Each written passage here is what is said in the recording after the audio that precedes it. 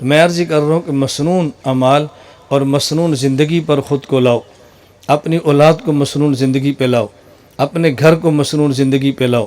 ہم نے ماحول اور معاشرے سے متاثر نہیں ہونا۔ ہمارا دین ایک دن کے لیے نہیں ہے، قیامت تک کے لیے ہے، کسی غریب کے لیے نہیں ہے، امیر کے لیے ہے، کسی ایک قبیلے کے لیے نہیں، تمام قبائل کے لیے ہے۔ رسول اللہ صلی اللہ علیہ وسلم کا مبارک دین دنیا کے ہر ماحول کے لیے ہے، اور کوئی دنیا کا ایسا ماحول نہیں ہے جہاں رسول اکرم صلی اللہ علیہ وسلم کا دین وہاں پہ فٹ نہ آئے اور پیغمبر کی شریعت کو چھوڑا جائے تو راحت اور سکون ملے، ایسا ممکن نہیں ہے۔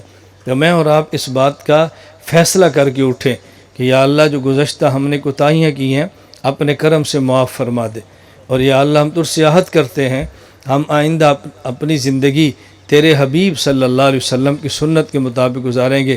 میں خدا کی قسم اٹھا کر کہہ رہا ہوں، میں کس درد کے ساتھ یہ بات آپ کو سمجھاؤں کہ حضور پاک کی سنت کے اندر مزے کیا ہے، نبی پاک کی سنت میں راحت کیا ہے، حضور اکرم صلی اللہ علیہ وسلم کی سنتوں میں پیار کتنا ہے۔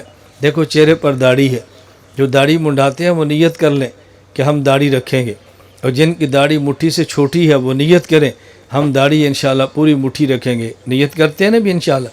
یہ ارادے چھوڑو، پکے فیصلے کرو کہ ہم نے یہ کام کرنا ہے۔ اپنی اولاد کو دین پڑھاؤ، اور ہر بندہ یہ کوشش کرے کہ ہمارے گھر میں ایک بچہ کم از کم قرآن کا حافظ ہونا چاہیے۔ سارے حافظ ہوں لیکن کم از کم ایک بچہ قرآن کریم کا حافظ ہونا چاہیے، ایک بچہ عالم ہونا چاہیے۔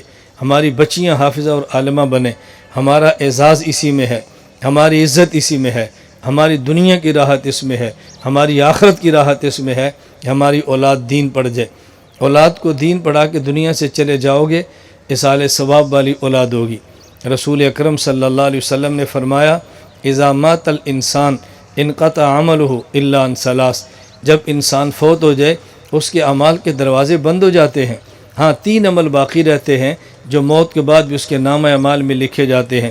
صدقۃ جاریہ، مدرسہ بنا دو، مسجد بنا دو، کنواں کھدوا دو، صدقہ جاریہ۔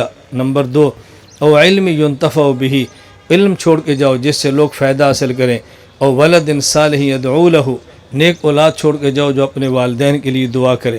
اللہ کے لیے اپنی اولاد کو نیک بناؤ، ان کو بھی جنت کے باغوں کی سیر کراؤ، اور ان کی برکت سے خود بھی جنت کے باغوں کی سیر کراؤ۔